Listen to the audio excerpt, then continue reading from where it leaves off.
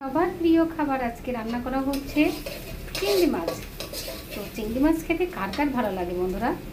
আমাদের তো খুব ভালো লাগে। তো তোমাদের কেমন লাগে অবশ্যই কমেন্ট করে জানাবে। আজকে আমি রান্না করব চিংড়ি মাছ।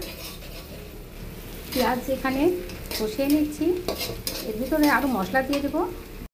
গুড আফটারনুন সবাইকে, সবাই কেমন আছো? আজকে দুপুরবেলা রান্না করবো কী সেটা নিয়ে তোমাদের সাথে একটা ছোট্ট ভিডিও শেয়ার করলাম। তো আজকে রান্না করব চিংড়ি মাছ। তো চিংড়ি মাছটা আমি এইভাবে সুন্দর করে ভেজে রাখছি। আর চিংড়ি মাছটা আমাদের মোটামুটি সবারই পছন্দ। আর এই যে আমার মশলার পাত্র, আমার মশলা কিন্তু সপ্তাহে সপ্তাহে আমি এইভাবেই মশলাগুলা করে রাখি।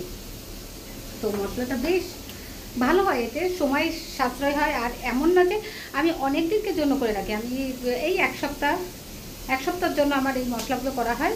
তো তার থেকে বেশি দেয় না, কমই দেয়, এর ভিতরে আমি আরও করতে হয়। তো আমি এই যে মশলাটা দিয়ে দিয়েছি,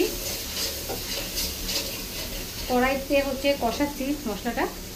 এই যে তো মশলা কষানো হয়ে গেলে পরে আমি এর ভিতরে আর কিন্তু সবজি দেওয়া হয় না, কিন্তু আজকে আমি একটা সবজি দেবো। সেটা ওই জায়গা আমি পটল কেটে রাখছি। তো পটলগুলো আজকে দেবো, দেখছি আজকে পটলে দেওয়াতে চিংড়ি মাছটা কেমন লাগে। আমি কখনো পটল দিয়ে চিংড়ি মাছ করিনি, তো আজকে পটল দিয়ে চিংড়ি মাছটা করবো।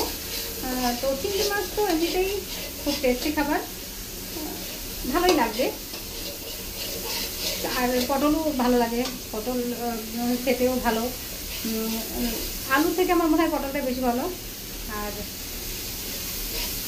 সবজি হিসেবে আর কি বেশিও খেতে পারবো, কিন্তু আলুটা বেশি খেতে পারবো না। আলু বেশি খেলে পরে তো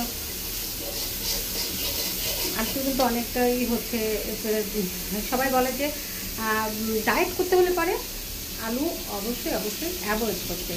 তো আমি আজকে আমি শুধুমাত্র আমার মাটন চিকেনে আলু ছাড়া আমি আর আলু দিতে চাই না, কারণ আলুটা কেউ খেতেও পছন্দ করে না আমাদের। তো বন্ধুরা দেখো, তোমাদের সাথে কথা বলতে বলতে আমার মশলাটা কষানো হয়ে গেছে। এখন আমি এর ভিতরে সবজিটা দিয়ে দিব। সবজিটা আমি ধুয়ে রাখছিলাম। তো এই যে সবজিটা দিয়ে দেবো। দেখি আজকে সবজিটা দিয়ে খাবারের টেস্টটা। তো সবজিটা দিয়ে দিলাম, দেখো। এবার আমি কিন্তু পরিমাণে বেশি সবজি দিইনি, অল্প সবজি দিয়েছি। তো তোমরা কে কে এই চিংড়ি মাছের সাথে পটল দিয়ে রান্না করছো আমাকে কমেন্ট করে জানাবে কিন্তু।